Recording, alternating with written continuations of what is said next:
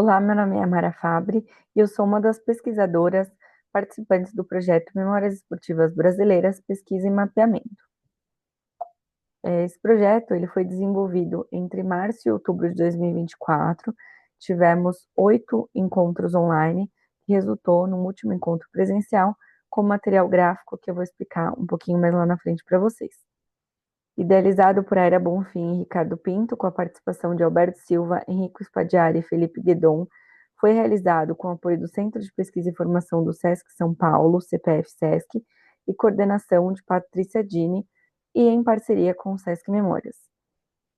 Ao todo participaram 43 pesquisadores e pesquisadoras de diferentes localidades do Brasil, de forma remota. E aí, o nosso grande objetivo era mapear todas essas coleções, enfim, lugares que tivessem espaços de memória, lugares de memória, e aí o objetivo era como conectar a memória, o território e as práticas esportivas para também, né, ajudar a preservação dos acervos e espaços de memória esportiva.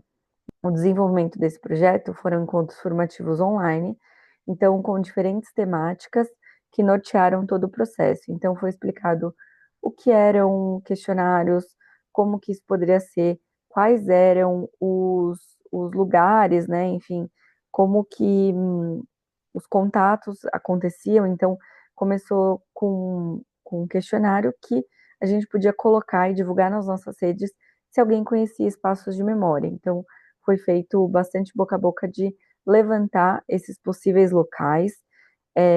Foi utilizado a metodologia Survey, que também teve uma exposição do método, e aí a gente foi criando coletivamente o questionário. Então, houveram mais de 50 questões que nortearam aí esse processo em um dos nossos encontros online.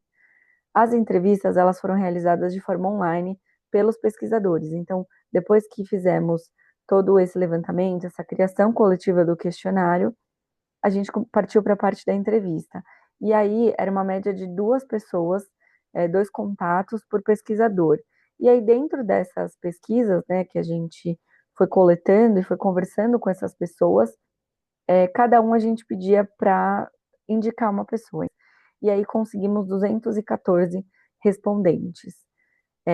E aí, partindo para uma análise dos resultados, né, uma parte básica que depois a gente vai entrar mais lá na frente, foram análises com recortes de gênero, localidade, estado de conservação e agrupamento temático, que podia ficar mais fácil nesse tratamento dos dados, né? E tivemos 214 respondentes da pesquisa, com 196 coleções mapeáveis, representando 80 municípios das 5 regiões do Brasil, de todos os 27 estados nacionais, e também 3 residentes de fora do Brasil. E aí tivemos em coleções alcançadas por região, 104 no Sudeste, 13 no Norte, 15 do Centro-Oeste, 36 do Nordeste e 28 do Sul. Todos mais concentrados também no Sudeste, e era um desafio nosso tentar achar contatos que não fossem somente do Sudeste, locais diferentes, né, que não estão no eixo Rio-São Paulo, Sul, Sudeste. E aí, passando, né, sobre os respondentes ainda, 214 pesquisas aplicadas, 43 foram respondidas por mulheres cisgêneras, sendo 6 pretas, 6 pardas e 2 amarelas. Dos homens, tivemos 31 das 169, né, foram respondidas por homens cisgêneros, 31 pardos, 27 negros, 2 amarelos, 1 indígena e 2 se identificaram como brancos. Nenhuma pessoa respondente se reconheceu como uma pessoa transgênero e não binário. E o recorte foram muito mais homens cisgêneros respondendo do que mulheres cisgêneras respondendo à pesquisa. Agora a gente vai falar sobre as coleções. Das 214 que a gente conseguiu mapear, 196 a gente conseguiu organizar com base na memória esportiva e tudo mais. Das pessoas que trabalham diretamente com a coleção, a maioria delas eram de uma pessoa. Então, o que a gente conseguiu ver? Que muitas coleções eram somente de uma pessoa. Então, essas pessoas trabalhavam diretamente. Então, a gente classificou, lá na frente eu vou mostrar um pouquinho, não somente em coleções grandes ou pequenas, mas sim em coleções. metade, metade. Então, 107 coleções tinham custos e 107 não tinham custos nenhum. Dentro do acervos, a maioria eram acervos físicos e digitais, e aí dentro desses acervos podiam ser documentos, fotos, audiovisual, fita, DVD, os tridimensionais que a gente chama dos objetos, então troféus, é, medalhas, discos, CDs, fitas, uniformes. Numa coleção privada ou pública, 77% eram coleções privadas. E aí, dentro dessas 77, 68 eram institucionais e 32 particulares, 32%. 23% eram coleções públicas, sendo que 70% eram coleções institucionais e 30% comunitárias. Os esportes mais citados na coleção, né, nas coleções. Então, futebol ganhou disparado, em segundo vem o basquete, depois vem o voleibol e atletismo, e aí depois vai se dividindo, como vocês podem ver aqui no gráfico. Então a gente conseguiu ter bastante esporte comentado, tiveram vários esportes e lazeres diferentes que não estão aqui, mas que foram apresentados, tipo ruca-ruca, roller, então diversos esportes e dança esportiva. Então mapeamos esportes e lazeres também. A representação do paradesporto, tivemos 53 coleções que apresentaram paradesporto, então isso corresponde a 25%, 25,2%, e aí outros esportes e lazeres, que foram esses que eu comentei para vocês, 74,8%. As pessoas representadas na coleção. Nas coleções, tinham diferentes tipos de pessoas representadas, mas a maioria eram de homens cisgêneros, seguidos por mulheres cisgênero. Tivemos coleções exclusivas, então 48 exclusivas apenas com homens cisgênero, 5 com apenas mulheres cisgênero.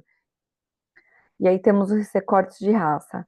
A maioria de pessoas representadas nas coleções são pessoas brancas, seguidas por pessoas pretas, pessoas pardas, amarelas e indígenas.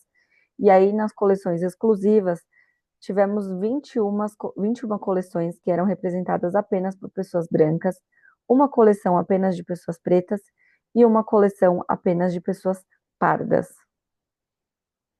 A faixa etária das pessoas representadas. A maioria delas eram adultos, depois jovens, idosos e crianças. E aí, de novo, nas coleções exclusivas, 17 coleções tinham apenas adultos representados nessas coleções e 3 coleções apenas com jovens.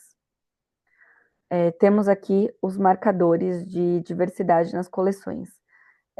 Pensando nesses marcadores, o que tinham também de recorte eram grupos imigrantes, pessoas com deficiência e neurodivergências, pessoas LGBTQIAPN+, comunidades tradicionais e grupos religiosos. Pensando novamente em coleções exclusivas, tivemos 18 coleções exclusivamente com comunidades tradicionais, 16 que representavam pessoas com deficiência ou neurodivergência, 10 para pessoas LGBTQIAPN+, 6 de grupos migrantes e 2 de grupos religiosos. Aqui é um panorama do resultado do projeto, sem a intenção de que vocês leiam, mas até porque está muito pequeno, né? Mas é para vocês terem uma ideia da densidade de informações que foram coletadas e que puderam ser tabulados. Então a gente tem bastante coisa que não está aqui, que é do material bruto, mas essa foi um primeiro recorte de coisas que a gente conseguiu mapear. E aí, quais são os próximos caminhos, né?